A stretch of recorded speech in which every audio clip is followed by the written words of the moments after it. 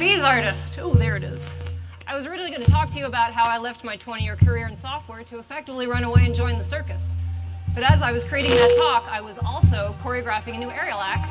And I realized as I was going back and forth between the two of them that the processes were in fact the same. So I decided to combine them. And instead, I'm going to talk to you about how choreographing an aerial act is just like writing a night talk. And I'm going to do it on the trapeze. So please, wish me luck.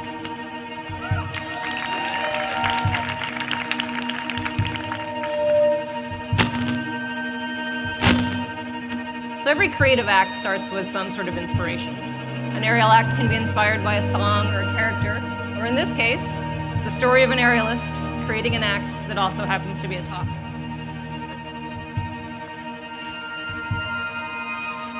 And there's the way to tell the story. With Ignite, you get PowerPoint slides. With an aerial act, I get a choice of apparatus. In this case, the trapeze, because it affords me more chances to rest than most of the other ones. So how to begin? When I give a presentation, I like to do something that's going to get the audience's attention, which I hope I've already done, but just in case, we'll throw in something relatively.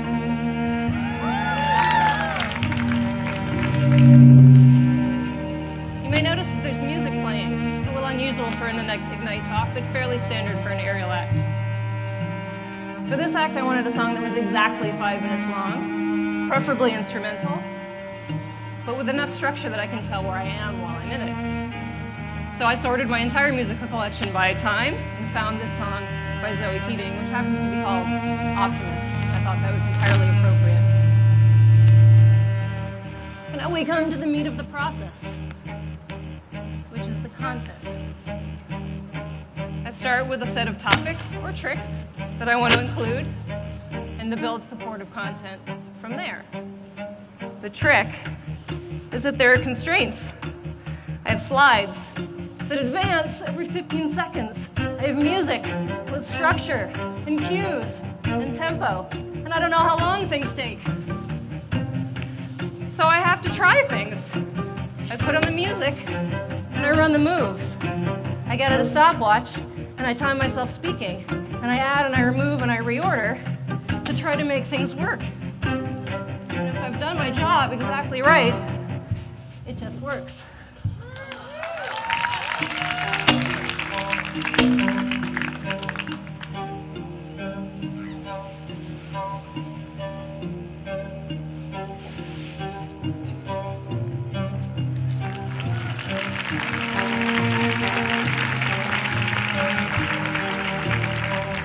It's important to build in time for applause. It's also important to build in some breathing room. It's really exhausting to talk for 5 minutes straight, especially if you're also doing a trapeze act. So it's okay to take a little breathing room. Now for me, there comes a time in every creative process where I realize that this is the stupidest idea I've ever had, and why would anyone be interested in it? So at that point, I usually talk to somebody about it and see if they get excited, or see if I get excited. If not, maybe it is time to move on. But if so, it's time to figure out what to wear. For this act, I've chosen something stylish, but with a place for the microphone and that shows off the guns.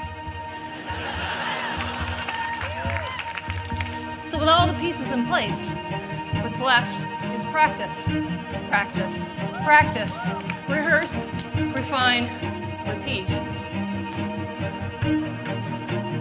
It is, in fact, that iterative fine-tuning that makes these processes the same. And in fact, it often provides some of the most surprising creative inspirations.